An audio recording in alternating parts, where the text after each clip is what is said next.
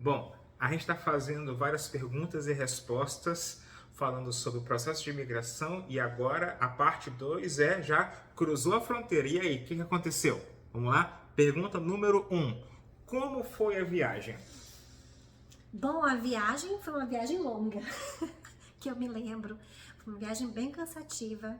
Mirella era muito pequena, mas ela, na verdade, ela se superou, assim, foi perfeita, ela curtiu bastante. Mas sabe uma coisa que eu me lembro, Wagner? Quando a gente chegou em Vancouver, no aeroporto de Vancouver, a gente foi fazer um lanche em um dos restaurantes do aeroporto.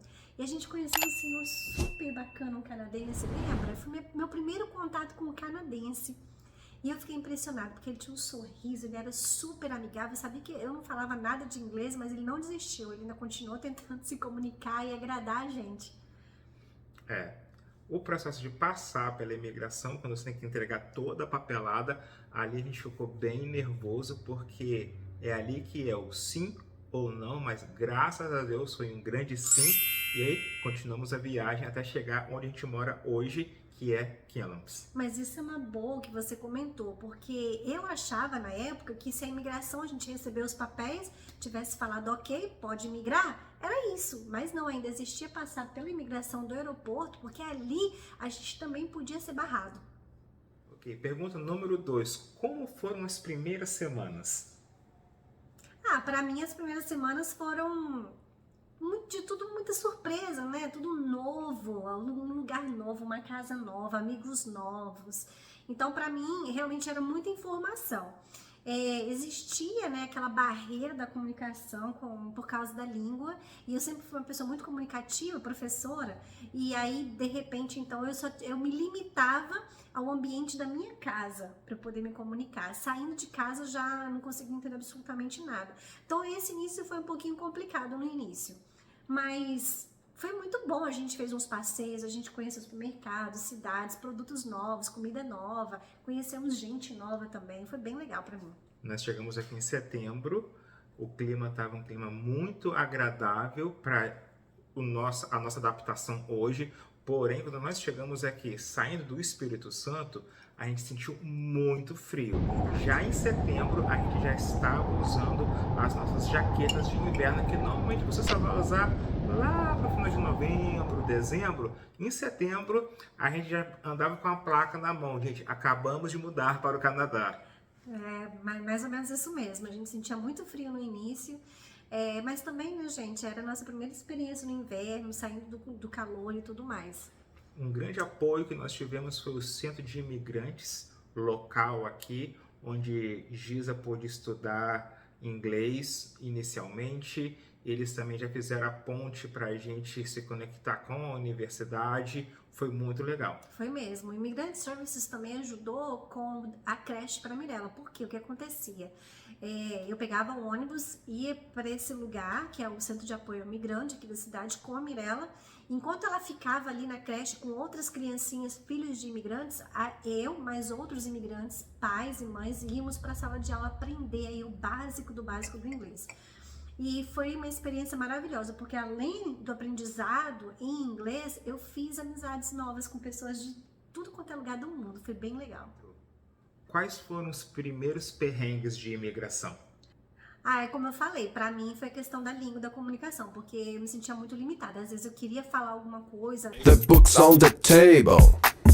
No próprio curso de inglês, ou ia no supermercado, queria fazer uma pergunta sobre um produto que eu precisava, estava procurando, eu não conseguia.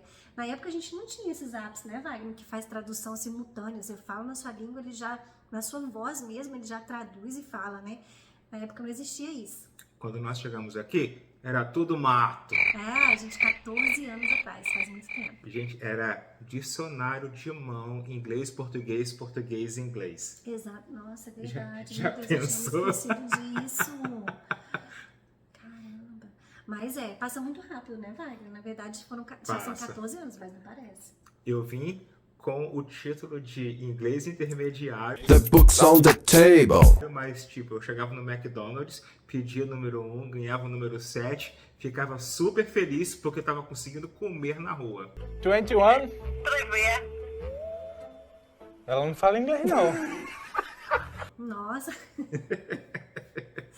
Com certeza. Gente, se vocês querem saber um pouco mais de perrengue sobre imigração, corre lá no Instagram, no Simples Budget, que nós fizemos uma live só sobre isso. Tá muito engraçado e vale super a pena.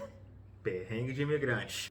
Eu me lembro, Wagner, que logo no início a gente fez amizade muito rápido com canadense, não pergunte como, mas as pessoas gostavam muito da gente, eram muito atenciosos e muito pacientes, porque sabiam do meu nível de inglês principalmente. Mas eu me lembro que tinha um casal de amigos canadenses que gostavam muito da gente e de vez em quando eles chamavam a gente para comer na casa deles, jantar na casa deles. A gente não queria dizer não porque era a oportunidade de conhecer pessoas, de comer algo novo e se conectar. Mas por outro lado, a gente já se sentia tão nervoso só de sair de casa e saber que a gente passaria 1, 2 horas num ambiente todo em inglês. Inclusive, a gente saía com dor de cabeça, a gente chegava em casa com a cabeça, parecia que ia explodir. Porque a sensação que eu tinha inicialmente era o seguinte, era aquela sensação da aula dos cursos de inglês no Brasil, que você fica ali no período de 45 minutos, 1 hora falando em inglês, a aula acaba, dá um clique, todo mundo volta a falar português. Então eu ficava o dia inteiro esperando o clique começar para todo mundo voltar a falar português, mas ninguém falava, era tudo em inglês. Então quando eu chegava em casa, depois de 8 horas de trabalho, a minha cabeça já estava deste tamanho e Gisele falava, os nossos amigos convidaram a gente para jantar. Eu já ia tomando banho pensando, o que eu vou falar? The book's on the table. Né? Já pensava nos diálogos para conseguir manter uma conversa. Era assim, pesado naquela época. E é engraçado, né, Wagner? Que chegava uma hora que o repertório acabava, porque era sempre a mesma coisa. O que você faz, como está sendo o seu dia, como está sendo o trabalho. E a gente falava sobre o que a gente fazia no Brasil, que todo mundo tinha curiosidade. Por que Kamloops? Por que Canadá? Depois que passavam essas perguntas, que a gente começou com o tempo a fazer as respostas certinho e tal, aí acabava o repertório, a gente não sabia conversar mais, perguntar e tal, para saber da pessoa, né? A gente só respondia, né, Wagner? Mas graças a Deus, eles eram muito atenciosos. Verdade. Bons amigos. Próxima pergunta. Vocês pensaram em voltar em algum momento? E eu vou responder essa pergunta. O primeiro trabalho que eu consegui aqui foi numa cafeteria chamada Tim Hortons, que é igual a Starbucks nos Estados Unidos, tem tudo quanto é lugar, e foi o melhor trabalho que eu consegui. E era para trabalhar de padeiro, que nada mais é que entrar no freezer, pegar os donuts congelados, colocar num forno, descongelar, passar o cremezinho e colocá-lo na prateleira. Aquilo, para mim, foi assim muito difícil para eu me adaptar, porque no Brasil eu era professor. Então, essa mudança de nível, eu sabia que isso ia acontecer, eu sabia que eu tinha que dar uns passos para trás para conseguir pegar o impulso e dar um pulo lá na frente, mas esse início aí foi assim muito, muito desafiador, mas graças a Deus a gente sentiu no coração que esse era plano de Deus, a gente continuou um ajudando o outro, a gente tinha sempre uma metáfora que a gente falava que nós dois éramos 2 caminhõezinhos cheio de areia, então um colocava areia no caminhão do outro e aí a gente ia equilibrando. Verdade. É porque a gente sabia que tudo isso também era temporário. A gente sabia, conhecendo a nossa história, quão esforçados nós sempre fomos e trabalhadores, nós sabíamos que esse era um processo. E a gente precisava respeitar esse processo e ia passar. Próxima pergunta, o que te impressionou nos primeiros momentos? Gente, eu vou ser muito sincera, o que me impressionou assim num primeiro momento foram as casas. Primeiro, não ver muro, não ver grade. E segundo, né, Wagner, a gente dirigia às vezes pelos bairros só para olhar as casas. E a gente se perguntava, mas como alguém consegue viver numa casa? O que a pessoa faz para conseguir manter uma casa dessa? Gente, casas enormes, casarões. Gente, era aquela casa dos filmes de Hollywood, com a calçada da frente, com a picape, com o motorhome, com o trailer, com a lancha. A gente pensava, onde é que está esse dinheiro? O que essa pessoa faz? Quanto essa pessoa ganha, tipo, né? E a gente fica muito curioso, porque a gente vê de uma realidade no Brasil, claro que no Brasil tem muitas casas assim, pessoas riquíssimas, mas a nossa realidade não era assim, gente. Então isso realmente me impressionou num primeiro momento. Próxima pergunta, o que mais vocês sentem falta hoje? Posso responder? Responde. Comida, gente. Gente, mas eu cozinho, tá? Por favor. Ela cozinha super bem. Mãe, muita saudade. Família, muita saudade. Mas a gente sente falta mesmo, gente, é de ir na padaria comprar o pão francês, passar aquela manteiguinha, comer com um cafezinho passado na hora, pão de queijo. Giza é viciada em pão de queijo.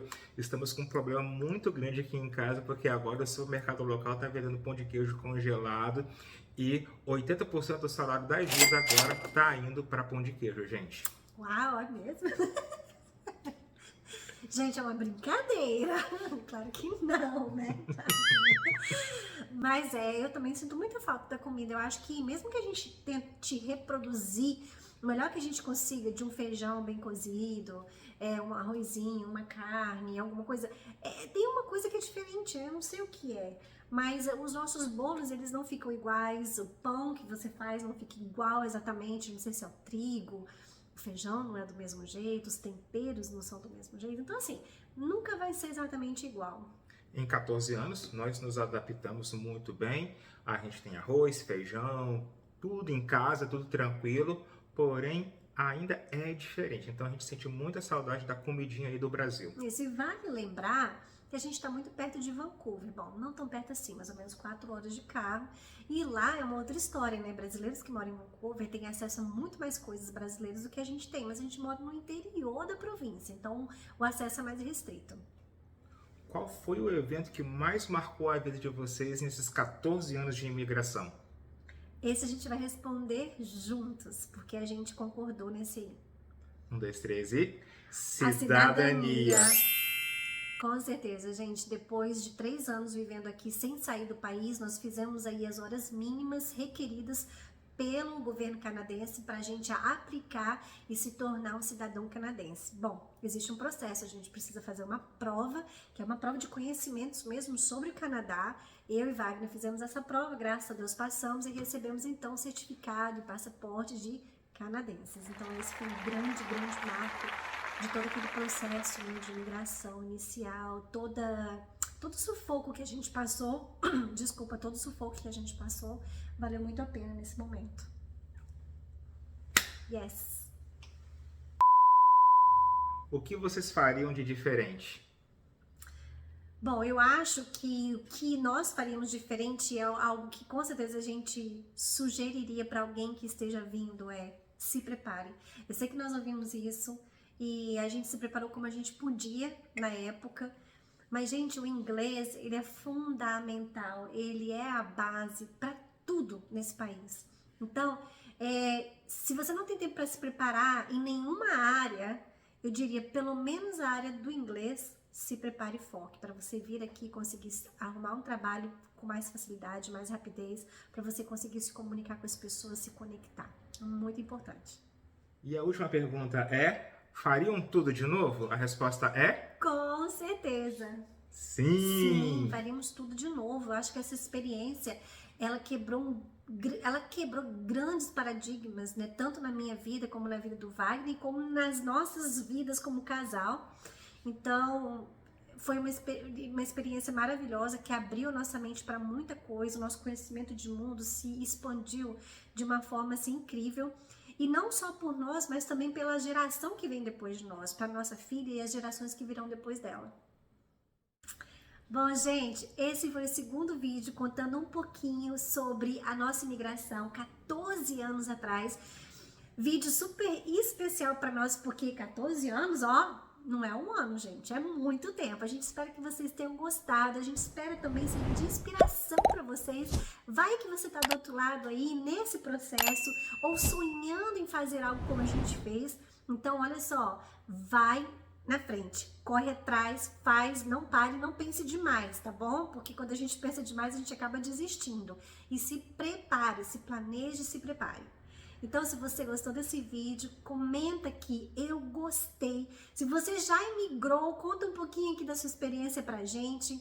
Se você conhece alguém que tá nesse processo, aproveita e compartilha.